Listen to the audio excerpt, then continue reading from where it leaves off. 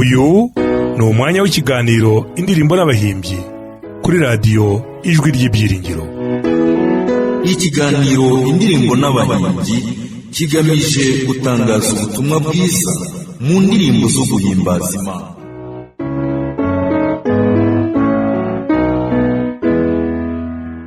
Nshuti mwese muteze amatwi radiyo ijwi ry'ibyiringiro ivugira ku murongo wa FM w'106.4 ikanavugira kandi ku murongo w'100.2. radiyo ijwi ry'ibyiringiro kandi muyitegera amatwi muri application ya TuneIn. Turabasuhuje mu izina rya Yesu. Uyu ni umwanya w'ikiganiro indirimbo n'abahimbyi mutegurirwa kandi mugezwaho na mwarimu wa muzika Muhayimana Gerard.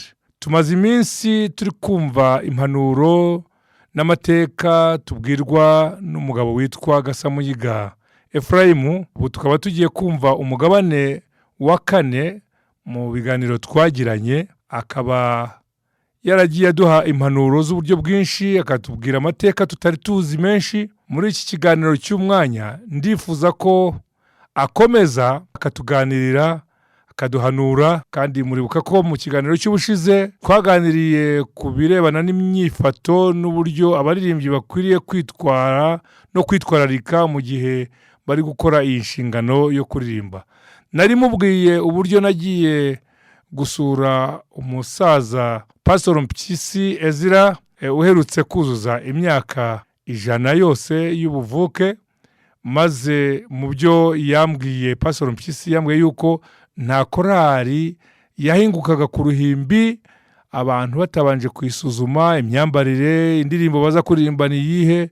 Aho ngaho niho yahereye avuga yuko ibyo byakorwaga kera byakagombye no gukorwa no muri iki gihe, kuko ari umuco mwiza bituma Imana ihererwa icyubahiro muri gahunda zimeze neza. Mbese muri iki gihe byaba byitwaye gute? Ese hakorwa iki? Reka twumve Gasamuyiga ikiganiro cye. Mbere yuko rero akomeza, reka tubanze dusenga Imana. Mana yacu, twongeye kugushimira yuko waturinze mu biganiro byose byatambutse. Gasamuyiga rero agiye gukomeza agira ibyo atubwira, agira impanuro aduha, umuvugiremo kugira ngo impanuro aduha zitugirire akamaro, kandi ubwo tuzateranira mu bwabo bwo mu ijuru tuzarushaho kukuririmbira twibuka aya mateka y'uburyo waturinze, y'uburyo wafashije abaririmbyi, maze tuzahore duhanika indirimbo tugusingiza tukuramya mu izina rya Yesu. Amina. Ngamije igihugu cy'igikundiro, nzagera izuba rirenze, ariko sikamba Yesu azamerayo, azaritaka w'inyenyeri. Erega Gerard, ijambo ry'Imana riravuga ngo muhane muteshe kandi mujye inama. Erega Paulo yaravuze ati iby'Imana, Imana ni nyagahunda. Mu Rwanda rw'Abakorinto igice cya 14 ku murongo wa 40 ngo Imana ni nyagahunda n'imirimo yayo ikorwa muri gahunda.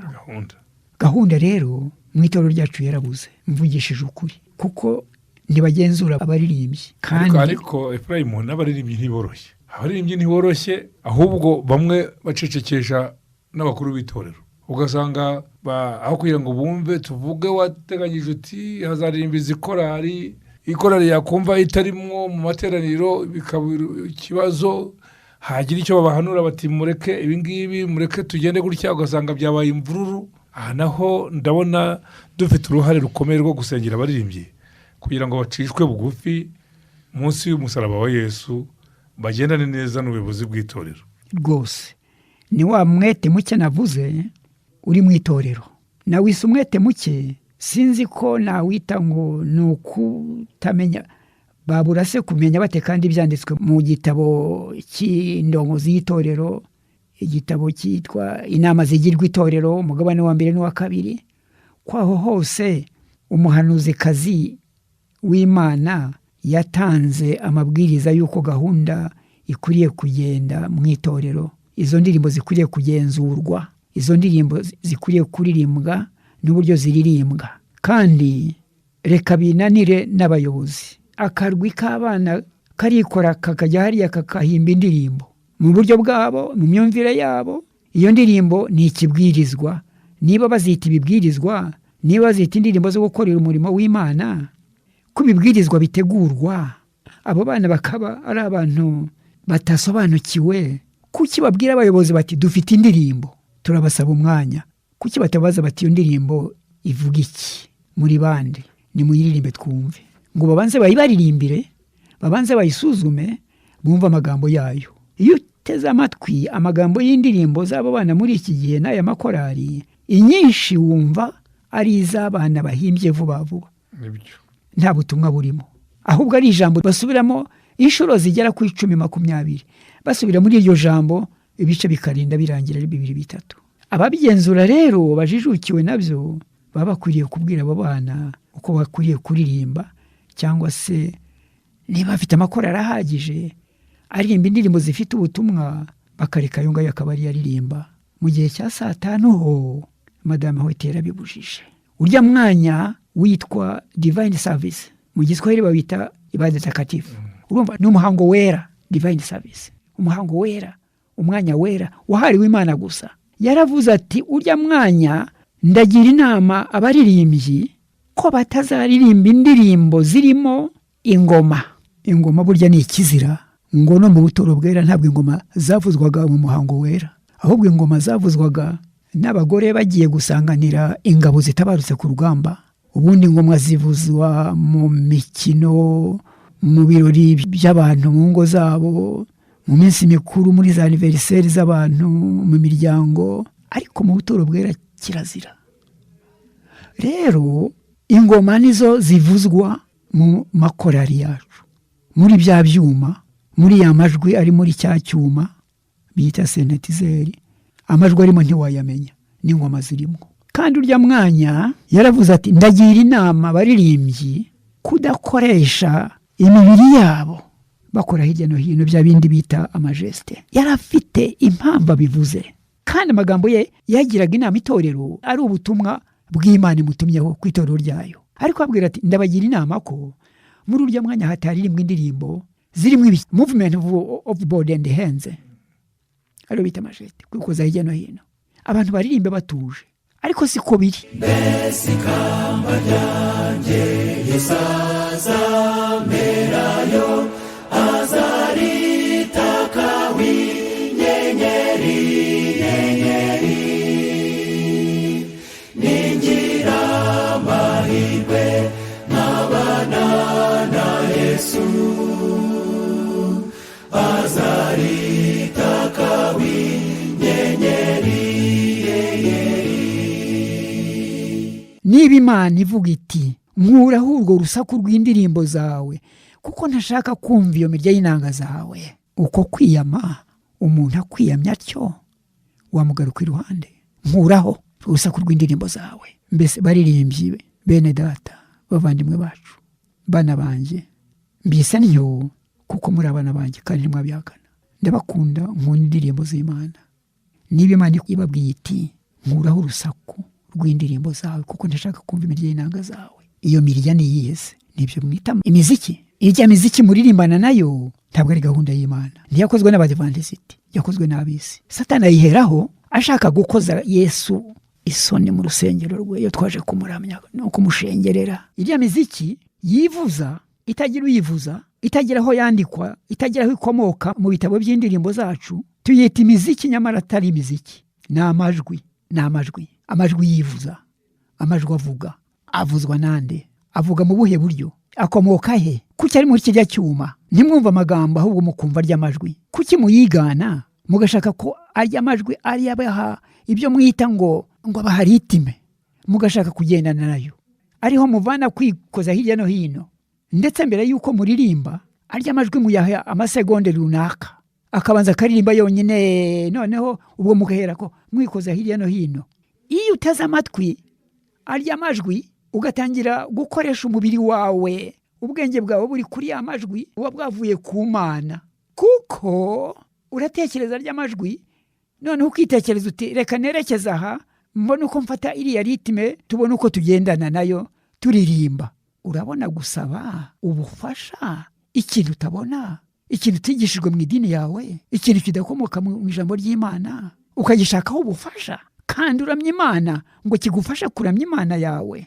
Mwana wanjye, ko wize Bibiliya ukivuka kugeza ubu ukaba uri umuyobozi, iyo usomye muri Daniyeli igice cya 3:10, igihe wa muntu utanga itegeko ry'umwami yahagararaga imbere y'aba bantu, umwami yari yatumiye bato baturutse mu bihugu yategekaga 127 byitwaga isi yose icyo gihe, kuva muri Etiyopiya kugeza mu Buhindi. Yabahamagariye kugira ngo baze baramye igishushanyo yakoze. Iyo utekereje ikibaya bari badandagajemwo cyadura, noneho umwami aho yavuze batoranya umuntu uvuga mu izina rye, ararangurura ati, yemwe bantu b'amoko ataramwe n'indimi zitari zimwe n'amahanga ataramwe, nimwumve icyo tubategeka. Ni itegeko ry'umwami ngo umuntu wese uri bwumve amajwi y'amahembe n'inanga n'amabubura n'isambuka n'imyirongi n'ibyuma byose bivuga, ngo aze kwikubita hasi yubarare aramye cya gishushanyo umwami Nebukadinezari yakoze kiri hariya. Ntabwo yavuze ati nimwumva abacuranzi bacuranga, ntabwo yavuze ati nimubona abacuranzi bagiye gucuranga, ntabwo yavuze ati nimubona abaririmbyi baririmba. Yaravuze ati nimwumva amajwi y'amahembe n'imyirongi n'isambuka n'inanga n'amabubura n'amakondera n'ibyuma byose bivuga. Ayo majwi nta yandi majwi ahari, nta yandi muzategereza ngo mubone. Ngarya arya majwi kuki yaririmbwe kirya gihe cyo kuramya ikigirwamana. Nagira ngo mbabwire ko irya sentetizeri bayishyizemo arya majwi, ariko ntibashyiramo amagambo bo bakoresha mu gihe baririmba baramya ibigirwamana byabo mu nsengero zabo za Satani. Narya bavuza, ariko bafite amagambo yabo bavuga bo, bakoresha narya majeste, bakoresha intoki zabo n'ibiganza byabo n'intoki zabo n'ibihimba byabo, ariko bo babikora bazi icyo bakora kuko bafite n'amagambo ajyanye nabyo, nyamara ry'amagambo ntibayabashyiriyemo. Ngubwo ubuhanga n'uburiganya bwa Satani akoresha kugira ngo ayobye abantu. Ngwiki igitero agaba ku bumana bwa Kristo kandi agakoresha abantu bakorera Kristo. Ibyo birambabaza cyane iyo mbitekereje niyo. Abantu bakorera Kristo, umurimo wa Kristo, baririmbira Kristo, Satani akabavangira. Noneho abaririmba amakorari yacu bakavuga amagambo yo kuramya Imana. Yesu azaza, urukundo rwa Yesu, tuzajya mu ijuru, Imana iradukunda, Yesu yarabambwe, bakavuga yabo. Ariko imiziki ari imwe tukayivuza mu rusengero rwacu n'abakayivuza mu rwabo, tukavuga amagambo yo kuramya Imana, gusingiza Yesu, bo basingiza Satani. Bati Rusuferi waguye, turagushaka, niwe dushaka. Ubwo biracika, ya majwi aravuga, barakoresha ibimenyetso, intoki zabo n'amaboko yabo, niwe dukunda nubwo hari ibintu bijya bitubabaza, ariko rero niwe dushaka, turagukeneye kandi tuzagukorera kugeza mu buzima bwacu bwose, uzubane natwe twuzure. Ubwo bararamya Satani, namwe muraramya Imana, ariko amajwi namwe. Yesu azanezerwa ate mufatanya nabo byitwa ngo muramuramya?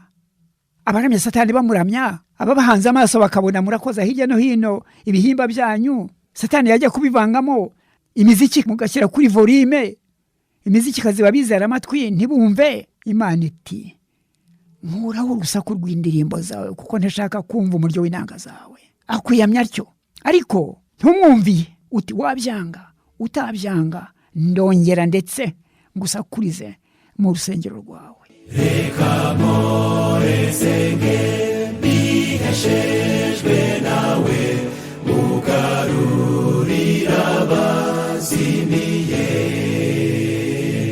nagaruka kuri wa munsi w'ubwiza, nzatakwe w'inyenyeri nyinshi. Ayo magambo nababwiye yanditswe muri Amosi igice cya 5:23. Mureba ayo magambo, n'amagambo akomeye cyane. Iyo Imana igucyashye iti nkuraho urusaku rw'indirimbo zawe kuko ntashaka kubyumva. None se uyisubiza uti? Urayumviye se?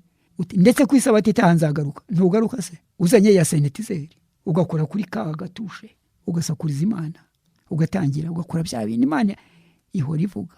None se ihora ivuga yavuze rimwe gusa? Nkuko ikintu cyose Imana yakiremye rimwe yavuze rimwe, bibaho byiteka ryose. Iryo somo se ntiri muri Bibiliya? Niduhora turisoma se? Ryararangiye se yarivuze icyo gihe gusa? Yabigaraga abandi se? Nta bandi, ni twebwe bo muri iki gihe nkuraho. Muri Habakuki igice cya 2 ku murongo wa 20 haravuga ngo Uwiteka ari mu rusengero rwe rwera, isi yose ituriza imbere ye.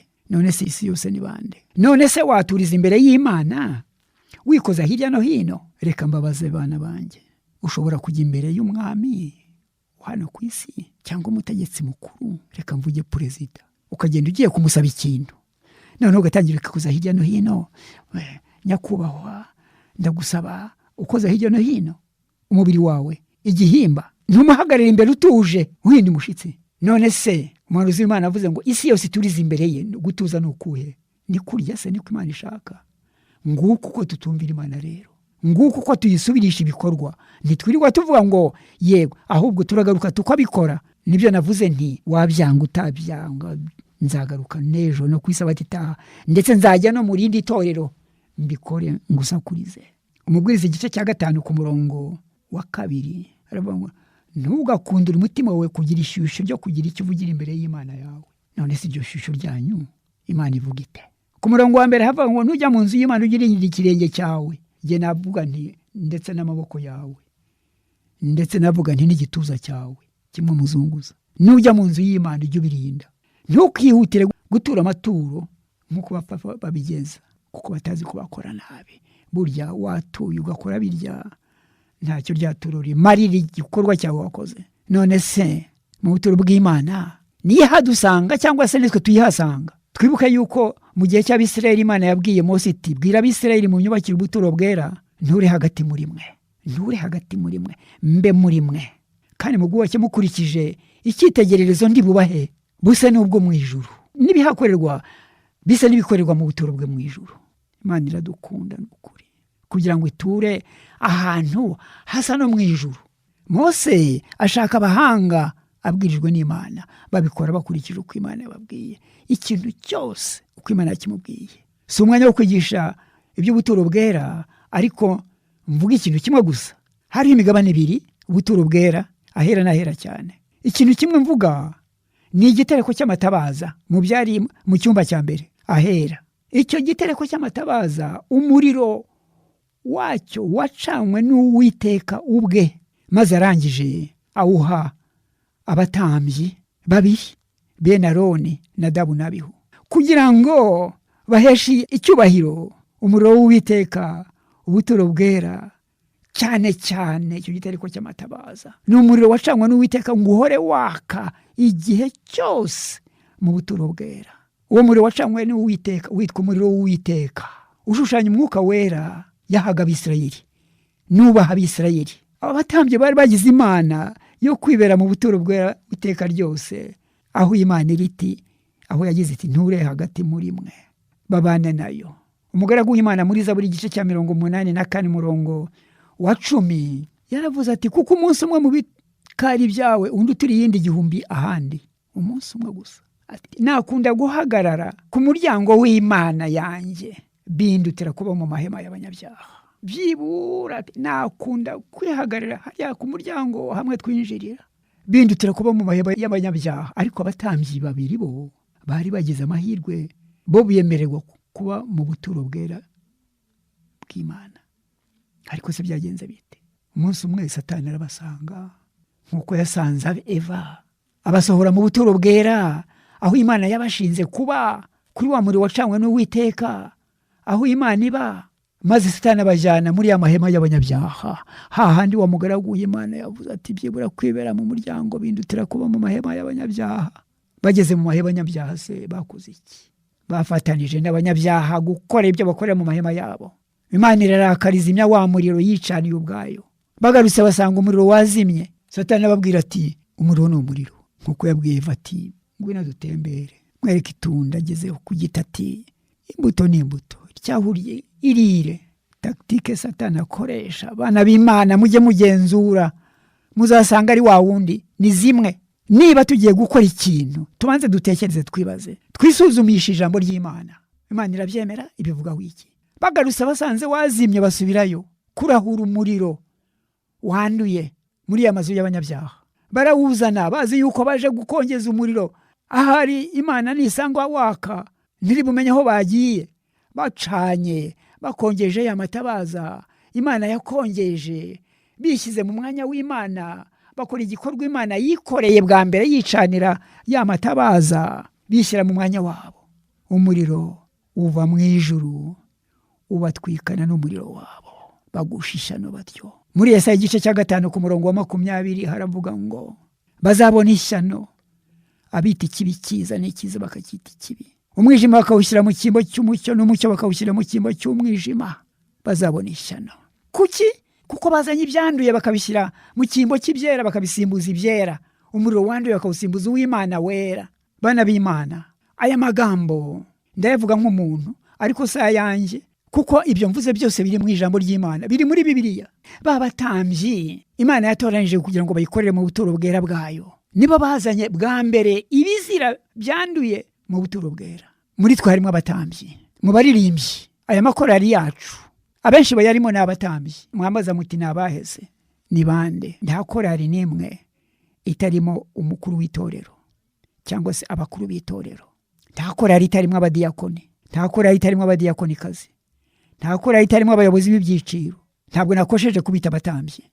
Ngaruke ku ndirimbo, mwabakozi b'Imana mwe, mwabatambyi mwe, iyo muririmbana na cya cyuma kirimo ya majwi cyakoreshejwe muri cya gihe cy'umwami Nebukadineza muri cya kibaya cya Dura, arya majwi muririmbana nayo ariyo baririmbye nabo, arya majwi abaramya Satani bavuza mu nsengero za Satani baramya Satani ari muri cya cyuma. Iyo muririmbana nayo mutandukanye mute n'aba batambyi bagiye kuzana umuriro uvuye mu mahema y'abanyabyaha bakawuzana mu buturo bwera bw'Uwiteka. Arya majwi muzana mu buturo bwera bw'Uwiteka mukomora muri cya cyuma cyakozwe n'abaramya Satani kirimo ya majwi, mubitandukanya mute? Imana iti bazabona ishyano abita ikibi cyiza n'ikiza bakacyita ikibi. Ahari mwavuga mutese twebwe ko nta shyano twabonye, ariko Imana iti murabikora ngaceceka mukibwira yuko muhanye namwe mutabizi, ariko igihe nikigera nzabishyira ku mugaragaro byose ko bingana.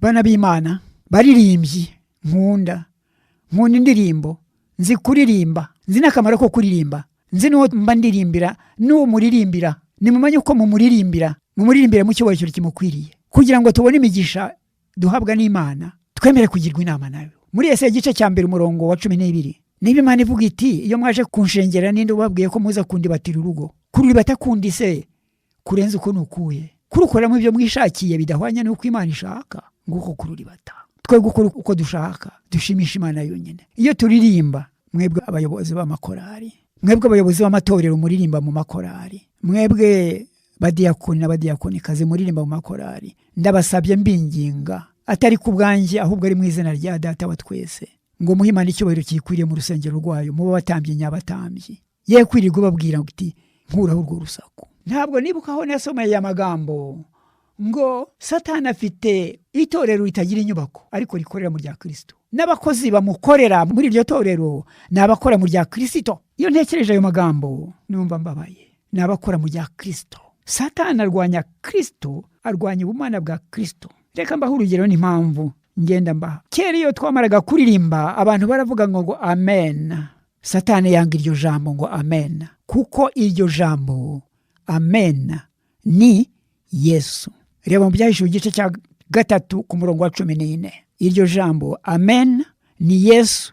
Nicyo gituma abantu batakivuga ngo amen iyo korari maze kuririmba, ahubwo abantu bazamura ibiganza bakaba ari byo bashyira hejuru, babizunguza hejuru, bashima umuntu, bashima korari, ngaho bavuze ngo amen. Amen ivugwa na bake. Satani yayikuye mu bantu kuko yanga iryo zina, yanga izina Yesu, akangana amen kuko amen ari Yesu. Yesu bwari ivugiye ati wandikire marayika w'itorero ry'i Laodikiya ati uwiyita amen, umugabo wo guhamya, uw'ukuri, ukiranuka, aravuga aya magambo ati nzi imirimo yawe. Ngicyo navugiye ko Satani arwanya Kristo, yanga uvuga Kristo, yanga uhimbaza Kristo. Urwanye Satani azaguhunga, wegera Imana nayo izakwegera. Mbese ikamba ryanjye rizazamerayo, azaritaka w'inyenyeri, ningira amahirwe nkabana na Yesu, azaritaka w'inyenyeri.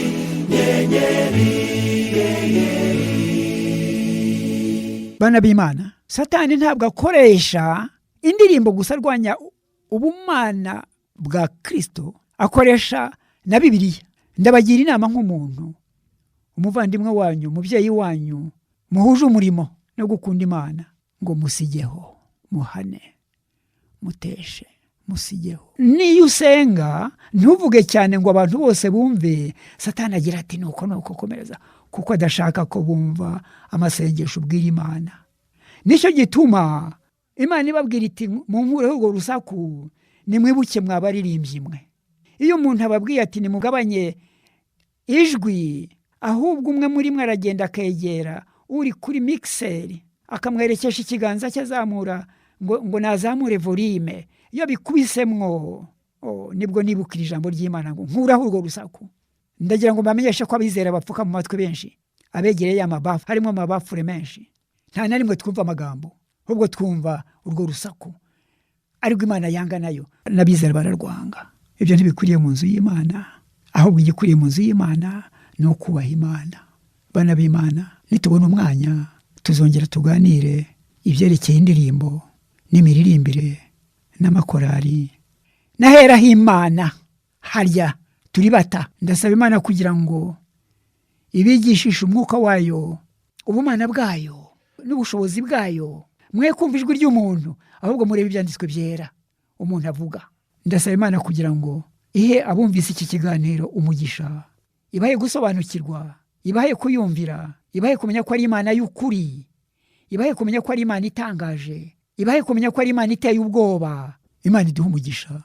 Jewe na mwene data turi kumwe muri studio n'abatwumva, mu izina rya Yesu, amen. Begumunezero hebuje nzagira, nimwereka bona kishije,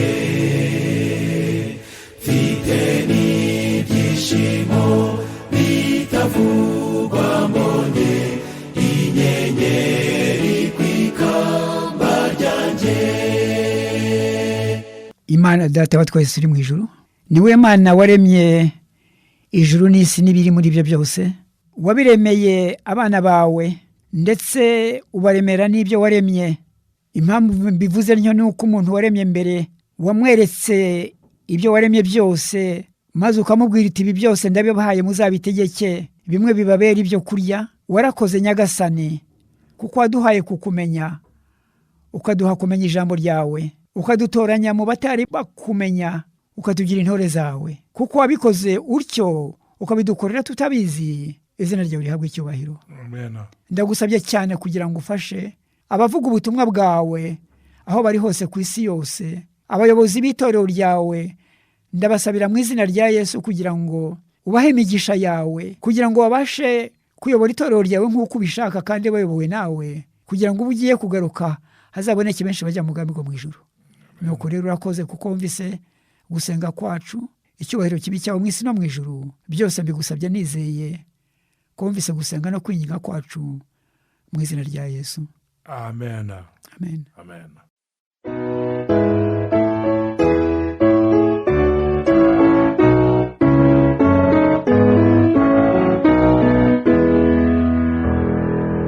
Uyu ni umwanya w'ikiganiro indirimbo n'abahimbyi kuri radiyo Ijwi ry'Ibyiringiro.